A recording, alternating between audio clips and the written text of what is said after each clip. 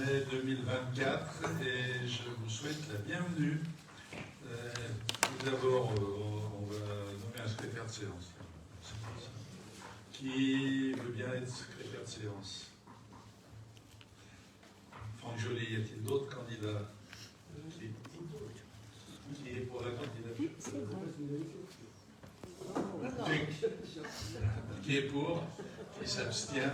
Qui est contre? Merci.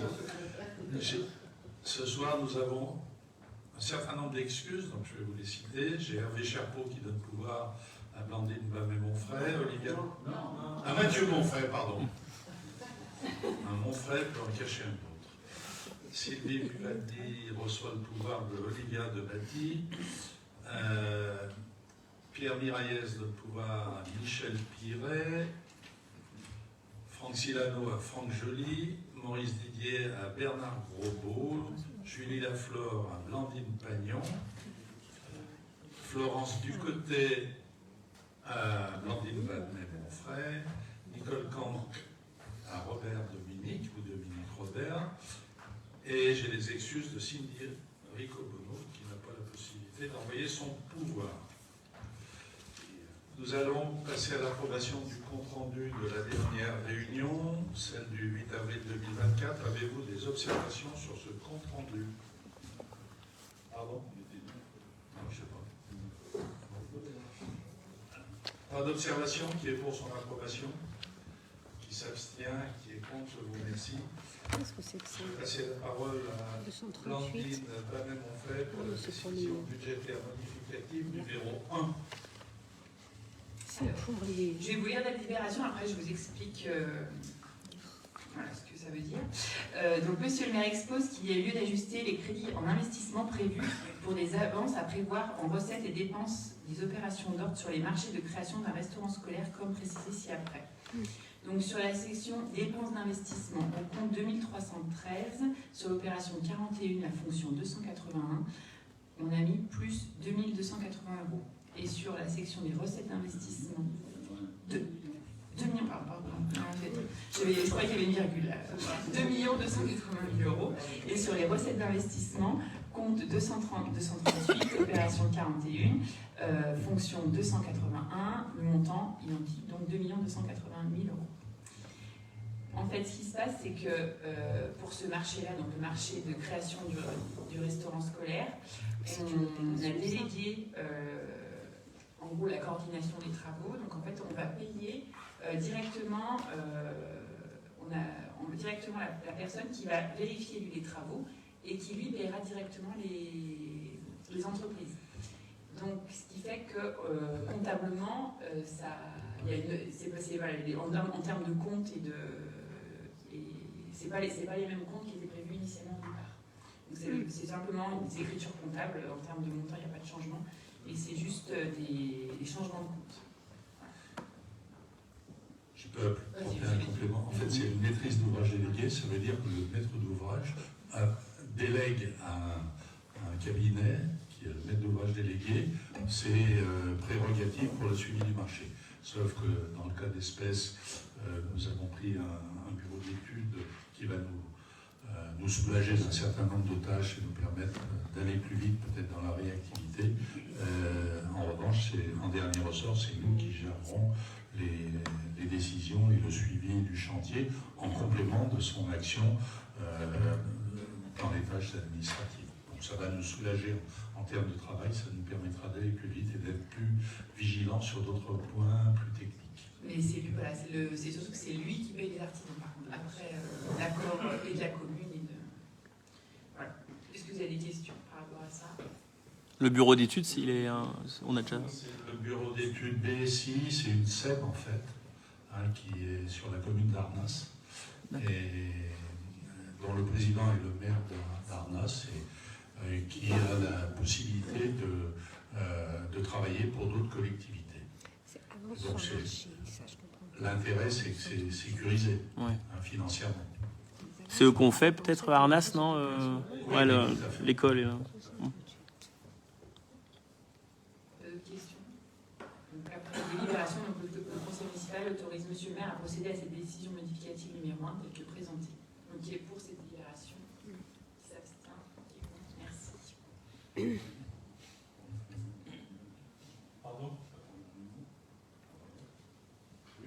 Oui, on aura une première réunion le 24 après-midi, justement avec le maître d'ouvrage délégué et l'architecte, pour débroussailler le dossier et voir des premières esquisses. Ça, on vous tiendra au courant, parce que là, on est à l'état brut pour l'instant.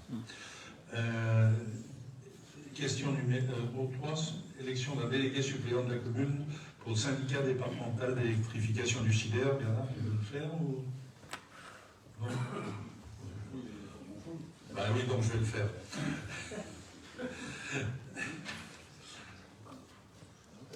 Le maire rappelle que le conseil municipal doit nommer ses représentants en application des articles L5211-7 et L5212-7 du Code général des collectivités territoriales au scrutin secret à la majorité absolue. Si après 2 tours de scrutin aucun candidat n'a obtenu la majorité absolue, il est procédé à un 3e tour de l'élection qui a lieu à la majorité relative.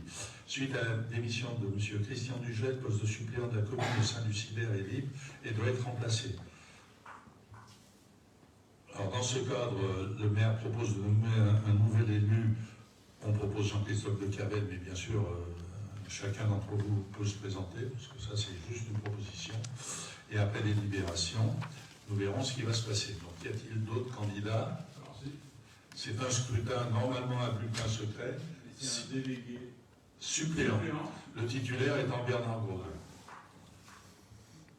C'est le syndicat d'électrification et d'énergie. Ouais. Y a-t-il d'autres candidats? Bon, s'il n'y a pas d'autres candidats, on peut voter à main levée, non? Ou on est obligé de voter à bulletin secret? Est-ce que vous êtes d'accord pour qu'on vote à main levée? Oui. Tout le monde est d'accord? Je vous demande de lever la main si vous êtes d'accord. À main levée. D'accord. Qui est pour la candidature de Jean-Christophe de Cabel? Qui s'abstient? Qui est contre? Je vous remercie. Motion relative aux mesures d'économie annoncées par l'État susceptibles d'affecter les finances locales à l'initiative de l'Association des petites villes de France. Tu veux que je le fasse? Oui, c'est une motion en fait. Je vais vous la lire, puisque comme ça tout le monde sera informé. Vu le Code général des collectivités territoriales et notamment l'article L 2121-29, considérant qu'à la suite de la publication des chiffres du déficit public pour l'année 2023 et de la gravité de la situation des finances et de la dette publique, le gouvernement a décidé un certain nombre de mesures d'économie et d'imposer aux collectivités de réduire les dépenses de fonctionnement de 0,5% en volume en dessous du niveau de l'inflation. Considérant que les efforts demandés aux collectivités représenteraient une ponction de 15 milliards d'euros sur 5 années, alors même que les collectivités territoriales ont de plus en plus de mal à faire fonctionner les services publics locaux et sont appelées à prendre de plus en plus le relais de l'État dans le domaine de la santé, de la sécurité et très bientôt de la petite enfance avec la mise en place d'un service public à l'échelle du bloc communal.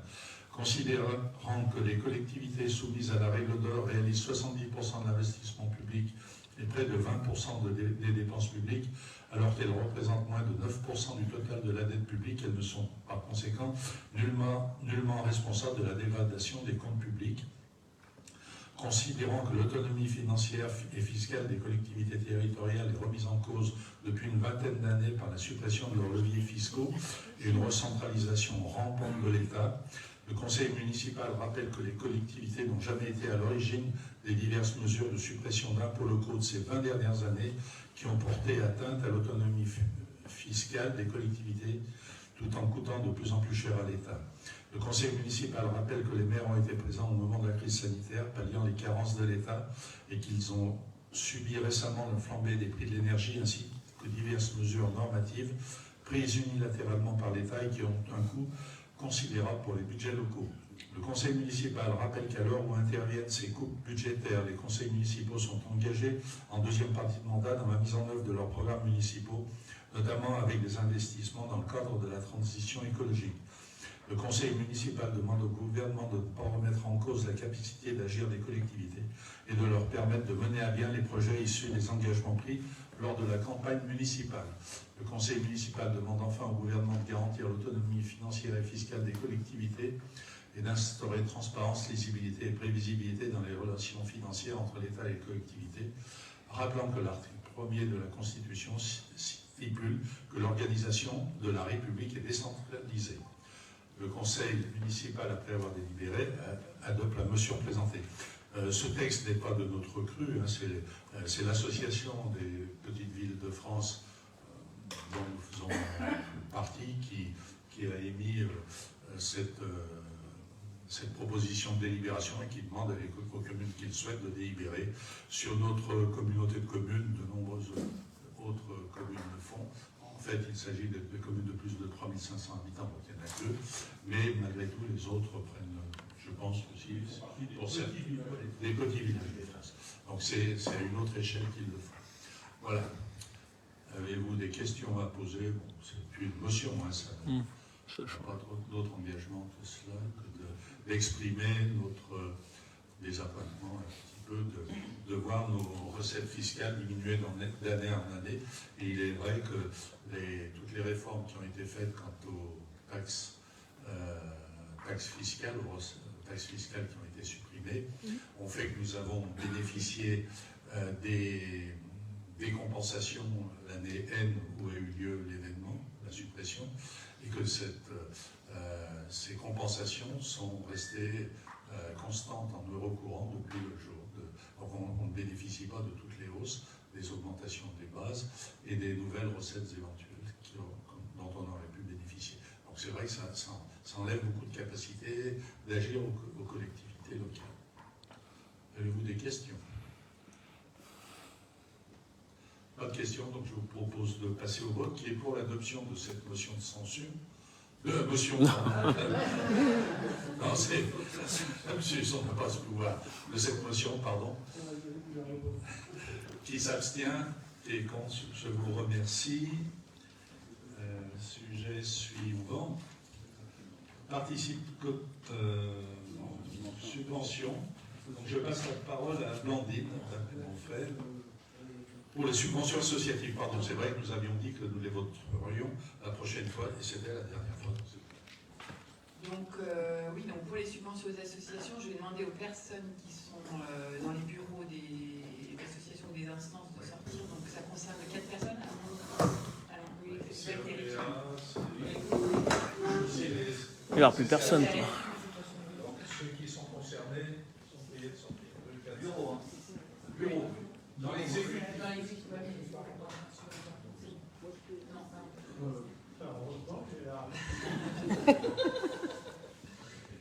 Donc oui, comme on l'a évoqué la dernière fois, donc on vote aujourd'hui la répartition des subventions. Donc ce tableau que vous aviez en pièce jointe de la note de synthèse a été préparé par la commission sport et association et également par la commission finances. Les deux commissions ont échangé. Donc nous avons établi un tableau pour cette année, alors qui n'est pas figé.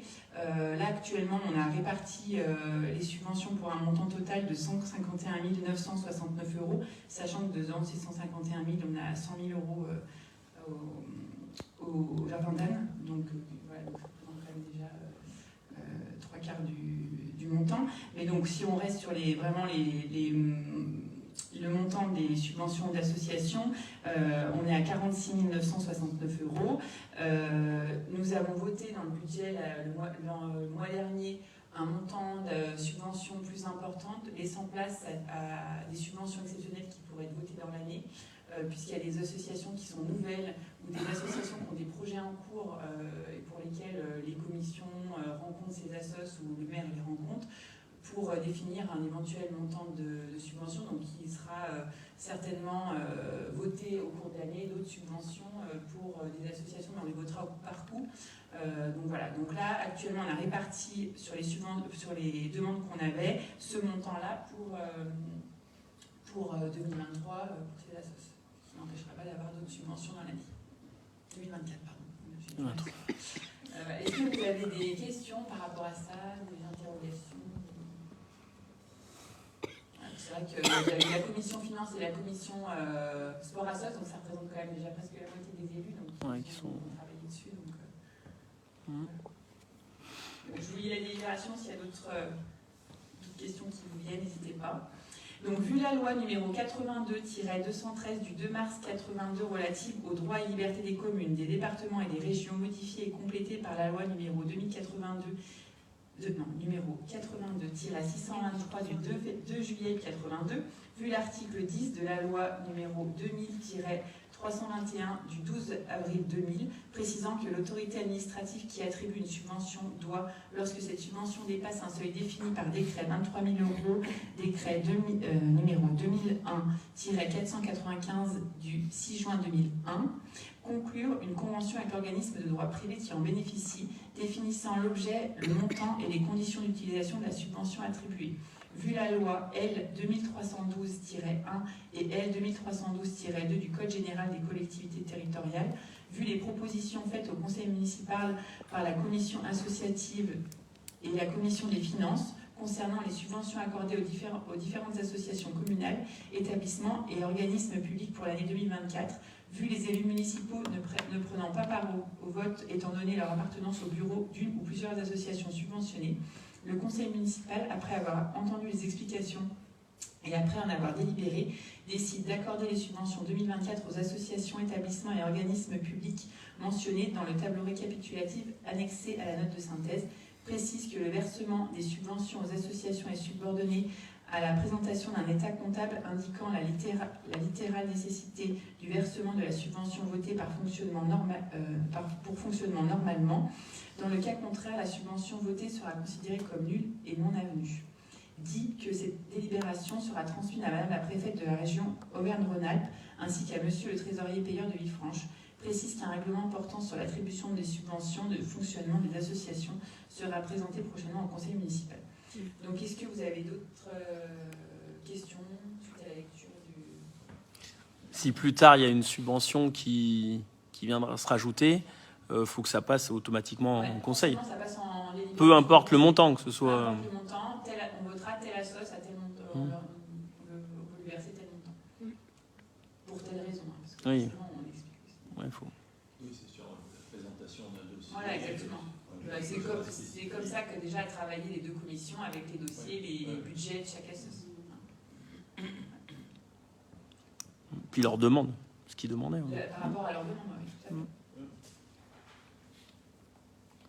Donc, qui est pour cette délibération? Qui s'abstient? Merci. C'est bon. Je vais voir.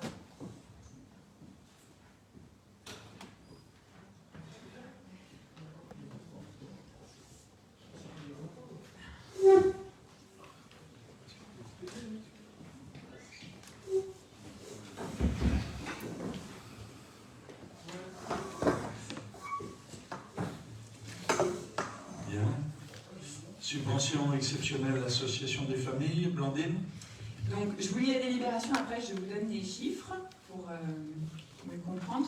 Donc, Monsieur le maire propose au conseil municipal d'allouer une subvention exceptionnelle à l'association des familles pour participer aux frais engendrés par les retards cumulés de charges sociales liées à la gestion de l'ancien bureau associatif. En effet, malgré la bonne volonté du nouveau bureau, la situation financière de l'association des familles reste toujours très tendue. Les retards de paiement des charges URSSAF s'accumulent et toutes les manifestations festives organisées ne permettent pas de combler ce retard.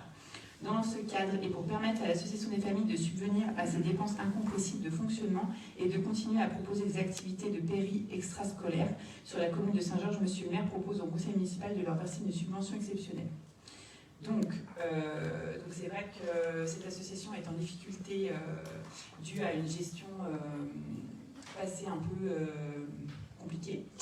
Donc à ce jour, pour vous donner des montants, à ce jour, l'association des familles a une dette URSSAF d'un montant de 17 463 €, sachant que dans ces 17 463 €, il y a 10 583 € de majoration pénalité. Ils ont une dette chez AG2R de 698 €, chez Malakoff de 4 446,72 € et des impôts par rapport à des prélèvements à la source de 1 063 €. Donc un montant total de 22 608 €. Donc malgré toute leur bonne volonté et toutes les manifestations qu'ils peuvent organiser, ils n'arrivent pas à combler ce manque. L'objectif, c'est qu'on les aide. Normalement, si les dettes URSSAF sont payées, on devrait pouvoir, même si ce n'est pas la totalité, avoir un dégrèvement sur les majorations. Voilà. Donc nous, ce qu'on aimerait, c'est vous proposer de leur verser une subvention, déduction faite des majorations, en espérant qu'ils arrivent à ne pas les avoir à payer. Donc on vous propose une subvention de 13 000 € à titre exceptionnel pour régler ces dettes et en espérant qu'ils arrivent à avoir le dégrèvement sur les pénalités. Ça fait 10 000, 9 000. Comment on en est arrivé là? Ça fait longtemps? En fait, la direction a changé il y a 2 ans, on va dire, à peu près. 1 an et demi. 1 an et demi, et bon, il y avait un petit peu, c'était l'usure du pouvoir, ça érode un petit peu les choses. Et c'est vrai que malgré toute leur bonne volonté, elles n'ont pas pu, elles ont bien œuvré pour encadrer certaines choses. Ça fonctionne bien. Elles ont eu, en plus, il y avait une directrice qui était là et qui est partie, donc il a fallu pourvoir à son remplacement, sachant que on ne veut pas remettre en cause un petit peu le service qui est apporté. Il y a le service du mercredi. Auparavant, le centre aéré, c'était les vacances, hein, les petites et les grandes. Le mercredi, quand même, ça apporte une aide incontestable aux familles qui travaillent, qui ont d'autres choses à faire. C'est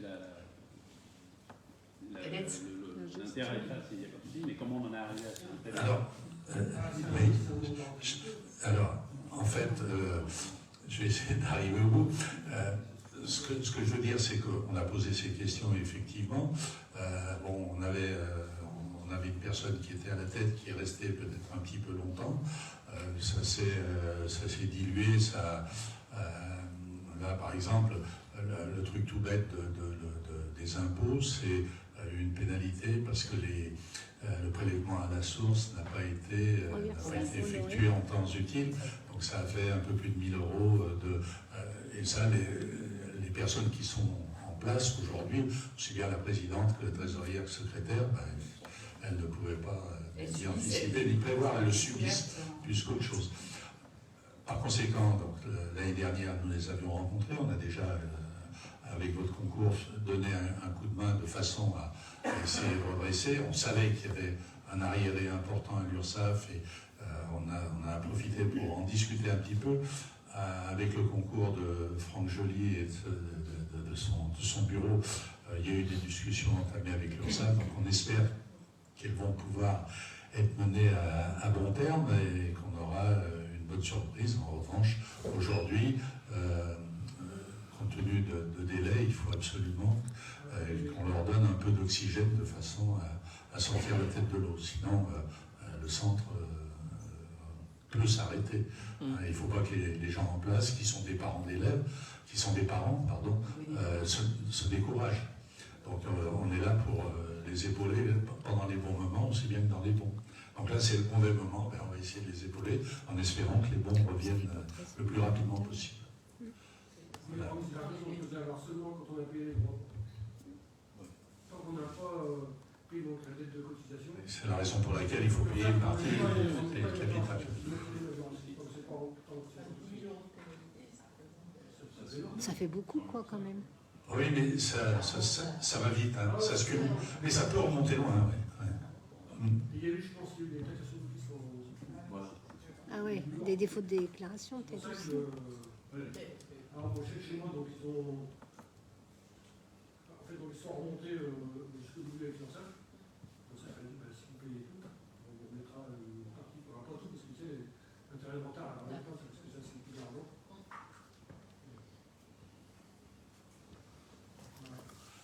Avez-vous d'autres questions? Donc aujourd'hui, c'est 13 000 €. Si c'est accepté, si c'est voté, ça leur permettrait vraiment de se remettre à zéro, de repartir sur... Si... Ah, les pénalités. Ouais, c'est ça. Une partie des pénalités, mais pas toutes. Il est fort possible, effectivement, que dans un mois, on remette un coup de... Il manque un petit bout. En espérant, non. Ouais.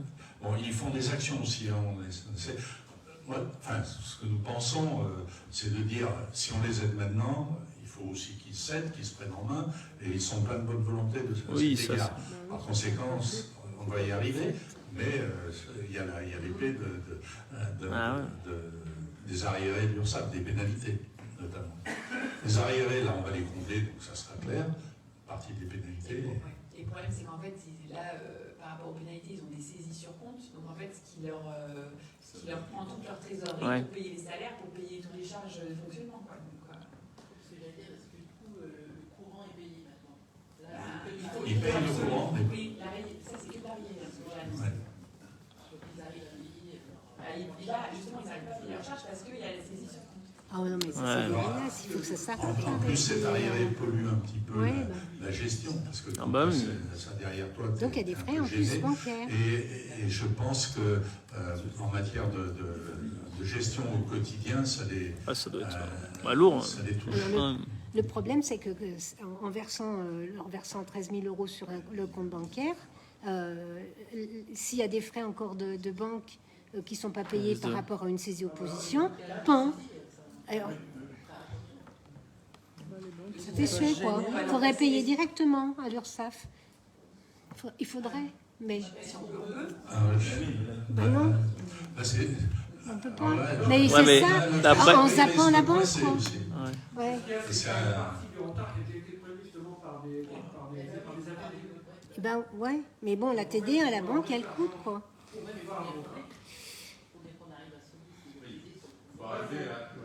Il faut payer les droits et après, ils discuteront pour les majorations. Mais tant que tu n'as pas payé, Alors le conseil à leur donner, c'est que quand ils vont payer, même pour les impôts, qu'ils disent qu'on paye le principal. Hein? Voilà. Et donc, ils seront obligés d'imputer sur le principal et non pas sur les majorations. En même temps que tu payes le principal, tu demandes la réfaction des pénalités. Ouais, mais il faut bien le stipuler, voilà. Ouais, bien préciser. On a un contact, là, ça. On n'a pas pu avoir sur l'ancienne direction qui a fait ce trou, on n'a pas eu de. On n'a pas de recours contre eux, quelque chose. Tu es en face de toi une association avec des bénévoles. Parce que là, la mairie n'est pas concernée. Enfin, elle est concernée par le fait que ce sont des enfants de Saint-Georges. Nous mettons à disposition des locaux, nous les aidons. Mais bon, c'est pas nous qui allons assurer la gestion. Mais ce qu'il faut dire, c'est gestion faite. Donc, ce qu'il faut dire, c'est que s'il y a une dette maintenant, c'est qu'à un moment, il y a un manque de rentabilité, parce qu'il n'y avait pas assez de sous pour payer une cotisation. Alors après, pour quelle raison, on ne sait pas, vous savez, mais c'est pas si c'est manqué de rentabilité. Moi, je pense qu'il y a du laisser-aller aussi, non? Des fautes de déclaration. Oui, il y a un problème de gestion, c'est tout. Après, je crois que le nouveau bureau, ils ont pris un avocat, je crois, ou pour un peu se couvrir, je crois. Mais Ils sont pas vérifiés. je sais pas aussi. Non, ça résout pas le problème. Ah non, mais on est d'accord, mais... Oui, puis bon, Ouais, mais c'est parce que c'est eux qui... elles sont découragées. De toute façon, c'est mort. Hein. Si on n'accepte pas, il n'y aura plus de... Qui laisse Ah oui, non, mais l'enveloppe du rappel et tout, et qui s'en occupe pas, ben voilà. Après, ça pourrit. avez-vous d'autres questions? Je vous propose de passer au vote. Donc le conseil municipal, après délibération, je parle de la subvention, du montant de la subvention, décide de verser une subvention à l'association des familles de 13 000 €, autorise monsieur le maire à signer tous les documents relatifs à cette affaire, dit que les crédits nécessaires figurent au budget primitif 2024. Qui est pour cette délibération? Qui s'abstient? Qui est contre? Merci. Participation financière communale 2024 pour le CIDER. Collé. Alors je vous rappelle que chaque année, nous délibérons sur la participation financière que nous adresse le CIDER. Je vous lis le projet de délibération. Alors, nous avons la possibilité de fiscaliser entièrement cette demande, cette dette, de la de la payer sur le budget général, la fiscaliser partiellement. Depuis quelques années, nous avons décidé de la fiscalité complètement compte tenu des autres engagements. Je vous lis le texte de la délibération, et puis surtout, ça fait des sommes, mais qui ne sont pas importantes sur la feuille d'impôt, malgré les évolutions des autres charges. Le maire expose qu'il convient à la demande du SIDER de décider du mode de financement de la participation financière de la commune aux charges 2024 du SIDER, soit par fiscalisation, soit par budgétisation. Pour l'année 2024, le montant total des charges dues par la commune de Saint-Georges-de-Lornas au SIDER est arrêté à la somme de 306 737,93 €. Le conseil municipal, après délibération, décide de fiscaliser la totalité des charges dues au SIDER par la commune pour l'année 2024. Voilà, on vous propose de les fiscaliser entièrement. Avez-vous des questions ?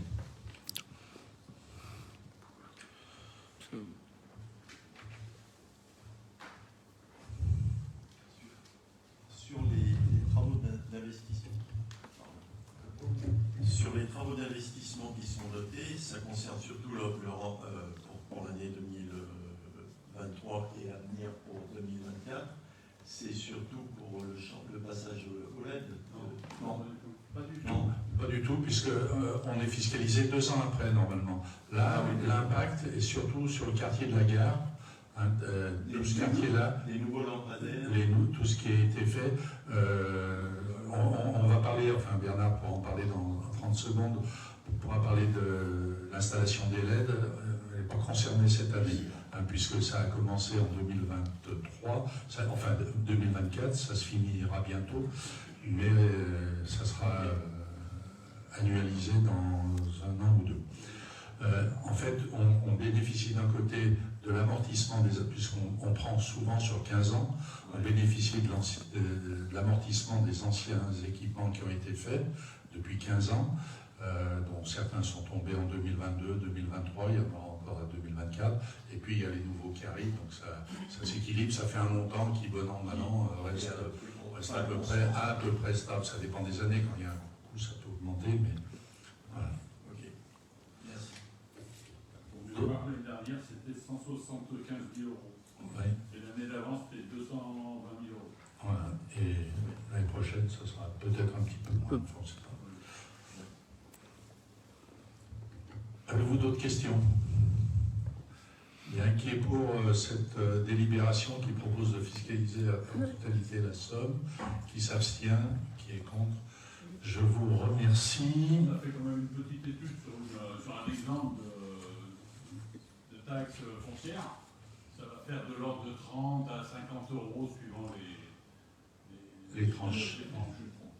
Sur l'année. Pour un foyer.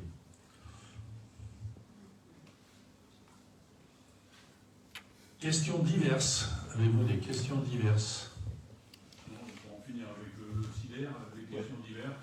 L'éclairage, le passage en LED devrait se finir d'ici la fin du mois. Voire au début du mois prochain, mais c'est déjà très très bien avancé. de toute façon, je vais me rapprocher de toi pour être un peu au courant au niveau du SIDER, puisque tu t'en occupes. Alors nous pourrons, on ne va pas tout de suite pouvoir agir, mais nous allons bientôt agir, parce qu'en fait il faut qu'ils testent un peu l'ensemble, ça se met en place, on va essayer de s'organiser, et après nous aurons la possibilité de gérer, alors pas au lampadaire, parce que ça ne serait pas astucieux, c'est possible, mais c'est pas astucieux, mais de gérer par secteur les abaissements, voire pour certains qui le souhaiteraient, des extinctions totales. Donc on pourra gérer les éclairages un peu à la demande.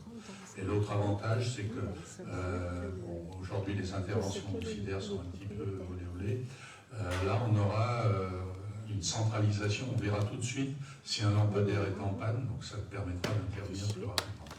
Et a priori, alors ça c'est dans la théorie, les ampoules LED ont une durée de vie de 50 à 60 000 heures, mais bon, ça n'empêche qu'ils pourront casser, enfin, au bout d'un an, au bout de moins de temps, et en principe, on aura beaucoup moins de problèmes d'éclairage.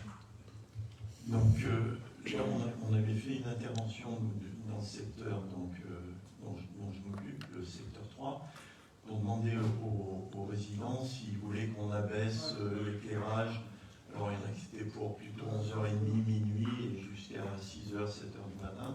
Donc là, finalement, on ne va pas être sur cette formule-là. Ça va être plutôt des zones plus étendues, puisque là, c'était la possibilité de le faire sur certains lampadaires qui étaient, on va dire, qu'on pouvait régler. C'est à partir des armoires. Non, mais, oui, non, mais on pourra faire comme on veut. Comment on veut Non. partout. Ah oui, d'accord. mais si on veut aller jusque-là, mais bon. Oui. On va pas faire du lampadaire à lampadaire. Non, c'est possible. Non, mais déjà une rue, c'est bien.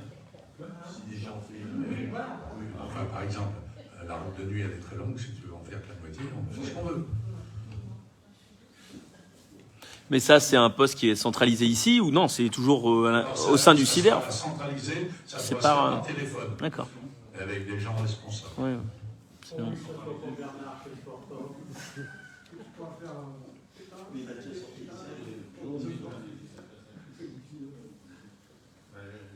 Il y a des endroits, c'est des détecteurs. Ouais. Il s'éclaire en fait, comme ça, tu arrives, il s'éclaire ça- avant, il se réteint après. Et on peut régler quoi? L'intensité, Oui. les horaires et la chaleur. Non, mais la température de la lampe, elle est choisie au départ. Au départ, ça change pas. C'est C'est une lumière. 3000 K, 4000 K, on fait au départ. Oui, C'est la source. Ouais. Ce sont les LED qui sont de cette teinte, de cette couleur. C'est- Je ne sais pas. Oui. Et non, On rend du 4000 K pour l'éclairage extérieur. C'est toutes les mêmes de partout, de toute façon. Il n'y a pas eu de différence selon les... Non, c'est la console qui change suivant la zone. Les lotissements, la route nationale, les routes latérales qui sont un peu différentes. D'autres questions? non, juste une petite pensée pour Christian. Donc, j'avais donc fait une réunion avec lui en mairie pour reprendre en main le dossier de l'environnement. Je l'en remercie parce qu'il m'a bien montré tous les dossiers qui étaient en cours et tout ce qu'il y avait à faire, ce qui pouvait être plus urgent que certains dossiers étaient forcément plus urgents que d'autres. Donc il fallait qu'il m'y attelle tout de suite. Je voulais là au micro le remercier parce que dès que je l'appelle, il répond tout de suite. Dès que j'ai une interrogation, quelle qu'elle soit, il répond. Et ça va tout à fait dans la continuité des relations qu'on avait lors des réunions de commission. Donc je l'en remercie. Merci. Mathieu? Ouais, une autre petite question. Est-ce qu'on peut faire intervenir la police municipale tous les matins devant l'école maternelle? C'est une catastrophe pour sortir de la rue de Montchervet. En fait, je sais pas, il y est de temps en temps, mais les gens, pour déposer les enfants devant l'école, attendent qu'il y ait une place qui se libère sur le parking côté route de Pont-Rivière. Du coup, tous ceux qui viennent de l'école élémentaire, Il va bien le matin. je sais pas. Alors, il y est de temps en temps, je sais pas si... Mais je te jure, des fois on reste bloqué, mais 10 minutes, un quart d'heure, parce qu'en fait, les gens attendent qu'une place se libère pour avancer, ça bloque tout. Donc, je sais pas. C'est des personnes qui laissent leurs enfants avant l'école primaire. Non, en fait... Je confirme que les gens se gardent n'importe où. Ah ouais, mais alors qu'il y a des parkings de partout, mais enfin... Il y a de la place au foyer. Il y en a de la place de partout. Il y a de la place de partout. Il y en a qui se garent à l'intérieur de la mairie. Il y a de la place. Et le problème, des fois, c'est que ça bloque, en fait, entre ceux qui viennent de Pont-Rivière, qui veulent tourner, d'autres qui veulent... C'est du grand n'importe quoi. En fait, ils attendent qu'il y en a un qui parte pour pouvoir prendre la place. Au lieu de... Ils perdent du temps, hein. Ils gagneraient du temps à se garer vers le foyer municipal ou... Ils gênent ceux qui viennent avec les poussettes, hein. Ils gênent un peu. Ouais. Donc ça, je sais pas, mais c'est de pire en pire. C'est de pire en pire. Et pas que quand il pleut, pas que... même par beau temps. Alors, je le dis... Oui, je le pratique tous les matins, mais c'est que je suis pas le seul, c'est que je l'entends... j'entends des plaintes, c'est pour ça que je me permets de le dire. C'est pas à titre personnel et moi je sais que je prends sur moi, mais voilà. C'est rébarbatif. J'ai une anecdote, Patrick va s'en souvenir. Jean-Loup Bellaton, maire, un jour avait dit je vais trouver la solution, je vais faire traverser les voitures, l'école, la cour de l'école, comme ça ils seront plus Ouais, non mais. Ouais, non mais. Ils sont tous plus pressés les uns que les autres, leurs petits-enfants et la Mais combiné, ils ne gagnent pas du temps. Ah, mais rien du tout, non. Ils sont pas pressés, c'est qu'ils ne veulent pas. Ah voilà, et c'est réglé, et c'est réglé. Et certains le font d'ailleurs, hein, et moi j'en vois tout le Bien temps, sûr. des parents qui vont au parking ou là-bas. Ou à Et la puis ils vont à pied. Il n'y a aucun problème, et puis ils sont tranquilles.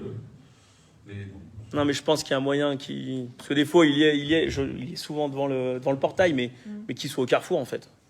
Enfin, je crois que c'est pour le plan Vigipirate, non, qui doit être. Non, parce qu'il n'est pas tous les jours, donc c'est pas le plan Vigipirate, il ne faut pas dire ça. Ouais. Il peut se mettre, il peut faire dégager les gens, il est verbalisé. Hein. D'autres questions?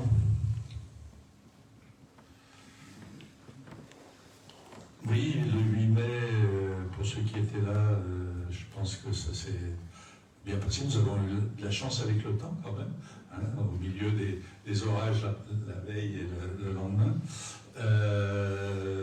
Merci aux enfants d'être venus, ils étaient là en nombre. Je pense que ça a enrichi le décor et ça a apporté un peu de gentillesse, de sérénité. Et puis, ils étaient assidus et enthousiastes. J'espère que ça continue. Oui, ils participaient bien. Ils avaient les pompons à leur écharpe, ils étaient ravis. Tant mieux. Merci à eux, merci aux parents, aux enseignants et tous ceux qui sont venus.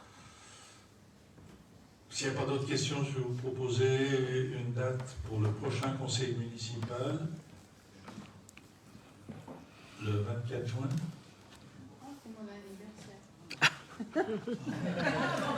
Alors, Madame Vigne, il fallait pas le dire, mais c'est bien. Merci par avance. Merci beaucoup.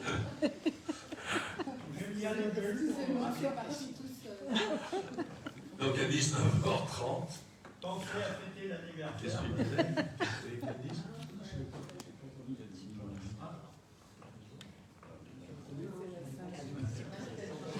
24 juin à 19h30. Voilà. Eh bien, je vous remercie pour votre participation et je déclare clos ce conseil municipal du 13 mai 2024. Je vous souhaite une bonne soirée et à bientôt.